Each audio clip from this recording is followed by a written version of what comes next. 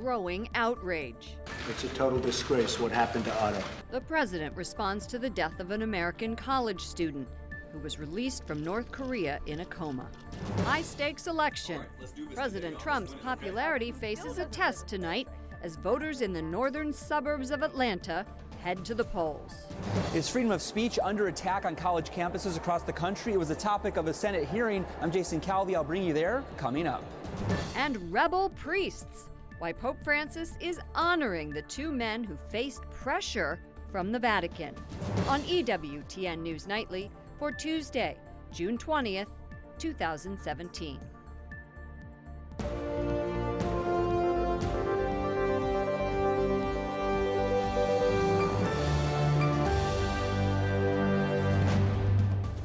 Good evening from Washington, D.C. Thank you to those of you joining us from around the world for news from a Catholic perspective.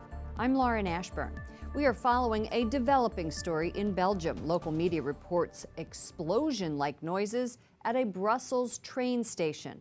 It has prompted the evacuation of the main square in the Belgian capital. A fire spokesman says some kind of explosion took place, but investigators were not immediately sure of the cause. Belgium has been on high alert since suicide bombers killed more than 30 people on the Brussels subway and at an airport in March 2016. An Ohio coroner is investigating the death of a 22-year-old college student from Cincinnati. He died less than a week after he was released from a prison in North Korea. Otto Warmbier had been held for 17 months. He came home last week in a coma. National security correspondent Wyatt Goolsbee reports from the State Department. Good evening, Wyatt. Good evening, Lauren. Doctors say Otto Warmbier suffered a severe neurological injury and was unresponsive in his last days. His parents blame the North Koreans for his death, and Secretary of State Rex Tillerson says North Korea will be held accountable. Otto Warmbier's parents say their son has completed his journey home. He died Monday afternoon. His father says his son was at peace. What did I say to my son? I knelt down by his side and I hugged him. And I told him I missed him and I was so glad that he made it home. The last year and a half have been a nightmare for Warmbier's family. In February of 2016, their son was detained for allegedly stealing a propaganda poster while visiting North Korea. He was sentenced to 15 years in prison with hard labor. Please, I have made the worst mistake of my life, but please, act to save me. Please, think of my family. After 17 months in a North Korean jail, Warmbier came home to the U.S. in a vegetative state. President Trump and Americans across the country are outraged. It's a total disgrace what happened to Otto. That should never, ever be allowed to happen. Kenneth Bae, a Christian missionary detained by North Korea for 2 years for preaching, calls Warmbier's death a tragedy, and the communist regime continues to violate human rights, including cracking down on tens of thousands of Christians who are in labor camps. Marion Smith, an advocate for victims of communism, says the U.S. must put more pressure on China to rein in North Korea. China is a big part of the problem. They give North Korea diplomatic cover. They are concerned, of course, about Kim Jong-un because they're not sure they can control him. So I think they're beginning to get more concerned. The Trump administration is considering banning all U.S. citizens from traveling to North Korea. Secretary of State Rex Tillerson has been considering a travel ban to North Korea since late April. He has yet to pull the trigger, but is feeling more pressure after Otto Warmbier's death. Wyatt, I know that Americans are advised not to travel to North Korea. So why and how did Otto Warmbier go there? Well, Lauren, Otto was studying in China, and he actually went on a tour to North Korea via a Chinese tour company. That company, Young Pioneer Tours, has announced today, by the way, they will no longer take American tourists to North Korea following Otto's death. They say that the risk for American tourists in particular is just too high. Lauren? Correspondent Wyatt Goolsbee at the State Department. Thank you, Wyatt. President Donald Trump meets with Ukrainian President Petro Poroshenko. He is eager to receive American support as his nation struggles to defend itself against Russian aggression. Correspondent Mark Irons reports from the White House. Good evening, Mark. Good evening, Lauren. The White House describes the meeting between President Trump and the Ukrainian leader as a drop-in. But the two posed for photographs in the Oval Office and made remarks after Poroshenko spent time with the vice president and top national security advisors. It's a great honor to be with President Poroshenko of the Ukraine, a place that we've all been very much involved in. President Trump says a lot of progress has been made in the relationship between the U.S. and Ukraine. The two leaders made no mention of Russia, but their encounter came as the Trump administration released a statement outlining sanctions on 2 Russian government officials and 38 individuals and entities over Russian activities in Ukraine. The sanctions are designed to counter attempts by the Russians to circumvent current U.S. sanctions. Niall Gardner just got back from Ukraine. He says Russia poses a big threat to the tiny former Soviet republic, and the U.S. can play a vital role. There's only one, lesson that Vladimir Putin understands, and that is strength and resolve. And you've got to demonstrate that in Europe, you've got to demonstrate it in Syria, and across the Middle East as well. President Trump is trying to strengthen ties with Moscow, but the U.S. and Russia are clashing over Syria's civil war, and tensions are high. The U.S. shot down a drone in southern Syria this morning. Russia backs the Syrian government and is threatening to retaliate against U.S. aircraft that fly in Syrian airspace.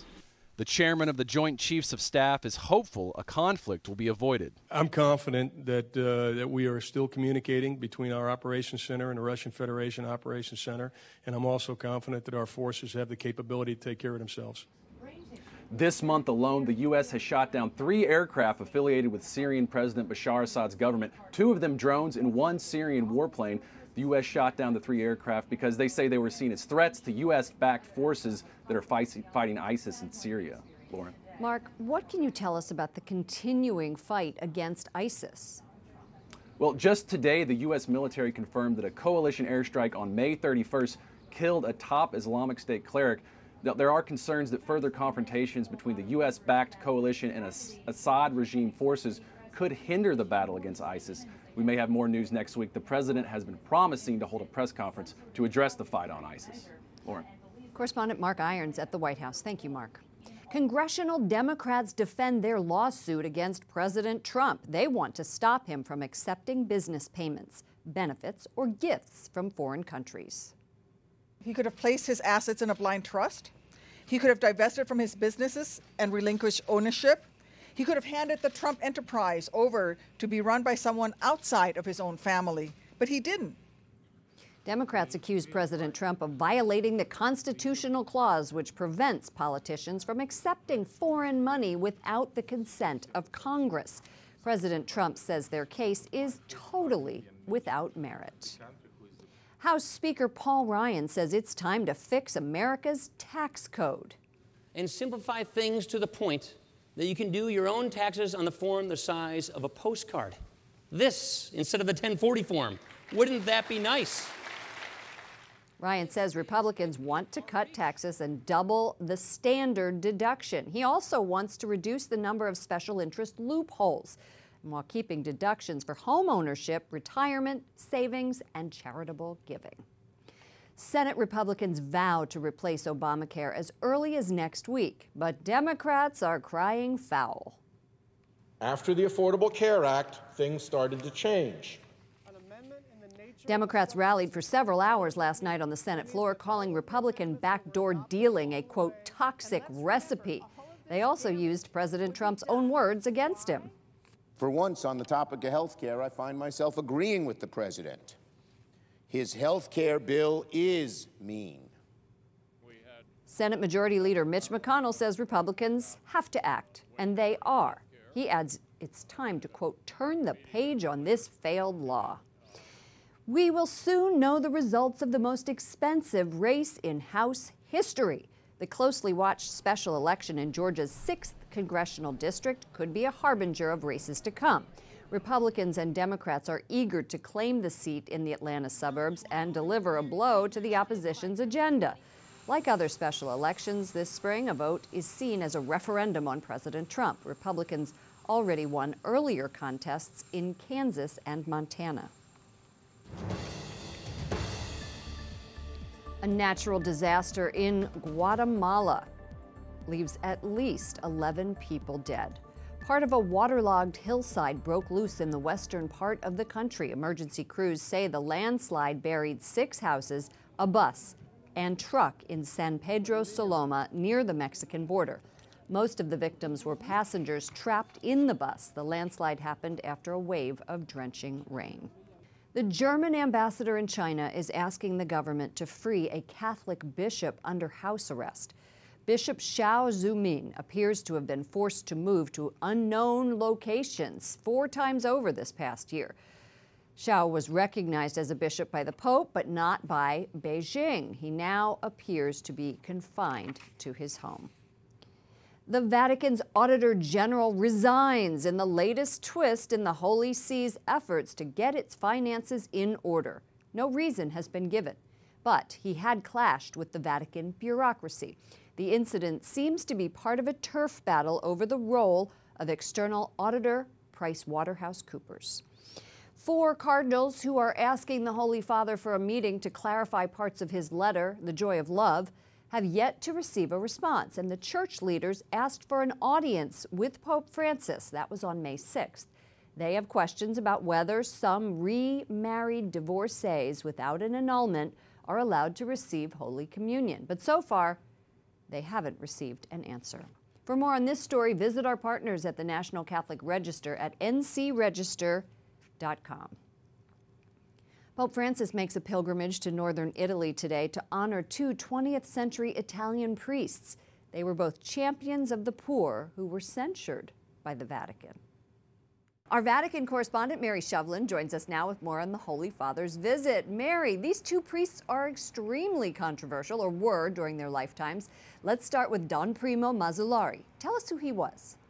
Lauren, he only died in 1959, so very recent. He was an anti-fascist partisan during the Second World War, but like Pope Francis, he preached about a church for the poor. It was his social activism, though, that got him in a little bit of trouble with church authorities. For a time, he was even forbidden from preaching outside of his diocese without permission. He founded a magazine that was so controversial, the Vatican suspended its publication in 1951. He also published another work, which basically brought into doubt the church's just war theory, not the church's theory, but their understanding of a just war. So for all of these things, he was sending ripples throughout the church and through society. But later in his life, Lauren, he met with Pope St. John the 23rd, who called him affectionately the trumpet of the Holy Spirit. We also know that Blessed Paul VI referred to him affectionately and about his priesthood and some of his doctrine. So a little bit of controversy in the beginning of their life and throughout his priesthood, but he remained faithful to the church, he remained obedient, and in the end, the popes seemed to come around and really take another look at his teaching and embrace it. Well, the second stop on Pope Francis's pilgrimage was a small town near Florence to honor Don Lorenzo Milani. What message is Pope Francis sending by visiting the tombs of these 2 priests? Well, for Father Milani's part, he converted to Catholicism in his teens, and then he served as a parish priest in this small town for poor farmers and factory workers. He also wrote a publication that was published in 1958, and it was a little bit progressive, scandalized a few. So again, his writings were also suppressed, but then was later lifted. So I think by going there, Lauren, to your question, by visiting these tombs of 2 priests who were censured by the Vatican, but now the church is taking another look, as popes have done before, even Pope Francis. So I think his trip there today was sending a message about the kind of priest Pope Francis wants for his church, one out with the sheep, one on the side of the poor. So I think that was overall the message he wanted to send. And at the end, on a little piece of paper, he wrote about Don Milani, "Thank God for sending us priests like Don Milani." Well, that is wonderful to see, especially with the priest shortage, at least here in the United States, that we're seeing. And I'm sure that he and many others around the world are very thankful for those priests and their vocation. Mary Shovlin, EWTN News Nightly Vatican correspondent. Thank you, Mary. Thank you, Lauren. Coming up, Free Speech 101. Lawmakers learn about limits placed on conservative and Christian groups on college campuses. And why millennials may want to get married sooner rather than later.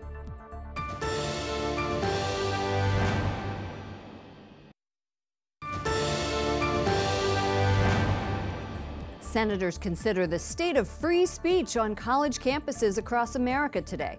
Many are describing it as an assault on the First Amendment, and it's fueling a national debate. Capitol Hill correspondent Jason Calvi was inside the hearing room and brings us the story. Good evening, Jason. Good evening, Lauren. The big question here today, are American public colleges intolerant when it comes to free speech on campus? Some senators say they're concerned colleges are violating the First Amendment by canceling speeches by conservative speakers. Today they heard from students and scholars. Williams College senior Zach Wood calls himself a liberal. When Wood tried to bring a conservative speaker to campus, the college president canceled the event. And since I've been at Williams, I cannot think of one conservative speaker that has been brought to campus by the administration. Wood is just one student who's telling the Senate Judiciary Committee freedom of speech is under threat on campuses across the country. Chairman Chuck Grassley tells me it's an issue going to America's core values. Campus ought to be a place where controversy runs rampant and that people are educated as a result of diverse speaking and understanding of other people's positions. This year, violent protests led the University of California, Berkeley to cancel 2 conservative speakers. Democratic Senator Dick Durbin says there's a fine line between balancing free speech and keeping students safe. Should I be able to stop someone from speaking because he's unpopular? No. Because I find him menacing? I think yes. But Professor Eugene Volok, a prominent First Amendment scholar at UCLA, says universities should call in the police, not shut down ideas. Behavior that is rewarded is repeated. If thugs learn that they can suppress speech by threatening violence, then more and more people will start threatening violence in order to suppress the speech that they don't like. And Zach Wood says his fellow students need to get out of their comfort zone and learn from others. College is about intellectual growth. College is about intellectual development. And how can you do that if you're only sort of ensconced within environments where you're hearing opinions that you already know, that you're already familiar with?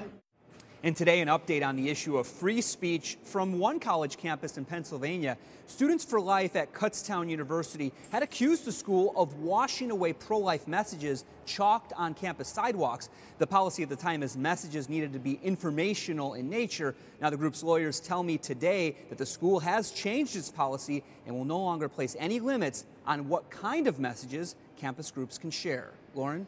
Correspondent Jason Calvi at the Capitol. Thank you, Jason.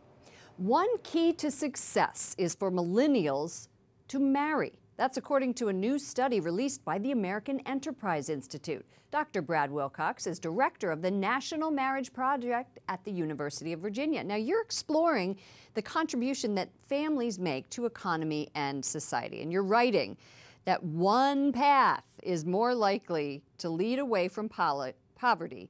You call it the millennial success sequence. What is that? Basically, it's getting an education first, then working full-time in your early 20s, then getting married and having kids. And so we're finding that millennials who are putting marriage before the baby carriage are much more likely to be avoiding poverty and on the road to the American dream in terms of getting at least a middle-class income. So that old nursery school rhyme, first comes love, then comes marriage, then comes the baby, yeah, the baby carriage. Still has some relevance in 2017. It's still exactly. popular today. Yeah. Here's a statistic from the annual census. In the 1970s, 8 out of 10 people were married by the time they turned 30. Today, they're not married. That 8 out of 10 number doesn't happen until they're 45 years old. Yes, so that's correct. They're still getting married. Right. So why is it important that millennials get married young before they have babies? Well, we know people that get married before they have kids are much more likely to stay together. They're about twice as likely to stay together, whereas couples who are having their kids before marriage are much more likely to break up. They don't have that law behind them. They don't have the in-law support, the friends, the family kind of behind them as a married couple. And so marriage is still today a crucial ingredient for stability for kids and also for financial stability as well. What I found shocking about your report was that 55% of 28-year-old to 34-year-old millennials said that they had their first child before they got married. Right. Why are we seeing this trend? What is it? Is it money? Well, part of it's money. I think we're seeing that particularly for younger men today, they're taking longer to get financially established in a decent job. And so if they're in a relationship and a baby comes along, you know, they're not so sure about marriage. So that's part of the story. But there's also been a big change in people's commitment towards one another. and towards marriage in particular, that makes them much more willing and open to having a kid before marriage. So it's both the sort of cultural change in the broader society, as well as the fact that working class and poor men are having a harder time getting established financially. But if you have too much debt to get married, or if you are poor and don't have any money to get married, how can you get married in order to be successful?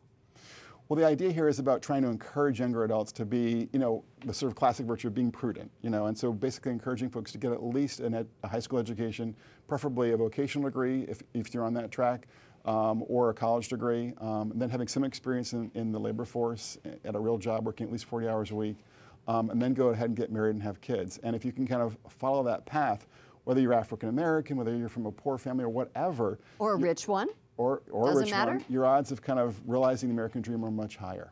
Dr. Brad Wilcox, Director of the National Marriage Project at the University of Virginia. Thank you so much for stopping by. Thanks for having me. Up next, Sacred Art. An Irish artist on a mission brings his message to the nation's capital. And Hidden Heights, where monks have found a home high above the ground.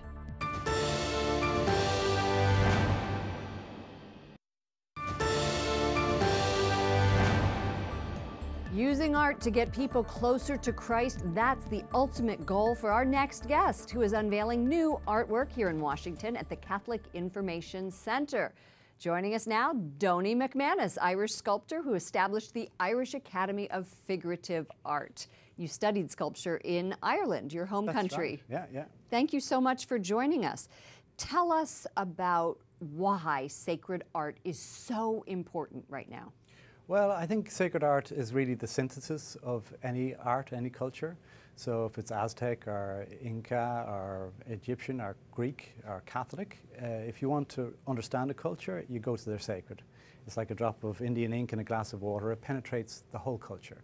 So if you want to renew a culture, you renew its sacred art. Do you think that contemporary art right now is rejecting sacred art? Absolutely, because it's lost its bearings. If you don't believe in truth, true relativism, you'll never believe in beauty. You had some difficulties when you were in college. You failed a class, were asked to leave a department, all because of what you created? Well, I was a fine arts student, and I was told I would not get into the second year if I continued doing the work I did, which was basically Christian-inspired figurative art. So I had to become a craftsperson, which was great because it gave me goldsmithing and silversmithing, gave me a discipline which has stood to me in my commissions. So you kept your faith, you just did it in a different medium. Yeah, exactly. That's right. Just forced. Right. Now, before working on your piece, you pray a half an hour every morning. Why do you do that? Well, I believe a lot of my work is, I suppose, sacred art, liturgical art. So if it's to feed people's prayer, then I would see it as at least my obligation that it would come from prayer. So a half an hour in the morning would be praying in front of the work, and then that work would essentially inspire other people to pray. So here we are looking. Tell us what that is. That's a clay sketch, which is now developed into a bronze. So basically that's the way I would work. This St. Joseph and the Child Jesus is basically using St. Joseph as an icon for contemporary paternity. So it's using sacred art to connect with contemporary cultural issues. Are you alone in this field? How many of you are there in the world who are still designing sacred art? Well, I mean, since I set up the studio in Florence, 12 of my students have converted to Catholicism. So that's the power of art. Once they understand the faith in art, it's most attractive. That's what Cardinal Ratzinger said in his funeral of Giussani. Beauty has the power to penetrate the heart and to bring with it truth and goodness. I know that your goal is to propose or to get a Vatican Academy of Art.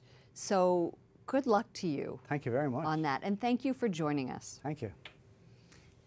Finally, tonight we find an example of faith high off the ground. A towering pillar in the country of Georgia is home to an ancient church and a small number of monks. It's one of Georgia's main spiritual attractions. Tourists are drawn to Catchy Pillar, although none are allowed to scale its hidden heights. It is amazing and stunning, you know. We never thought it would be something like this. The cross church on the pillar dates back to the 10th century, but fell into ruins, and now a monastery beneath the pillar has been restored. A new church has been built at the top. But even the monks don't climb the 130-foot tower every day. They say it requires more spiritual strength than physical. I don't know, you can have at that one. For all of us here at EWTN News Nightly, to all of you around the world, I'm Lauren Ashburn. Don't forget, follow us on Facebook and Twitter. I'll see you again tomorrow. Good night, and God bless you.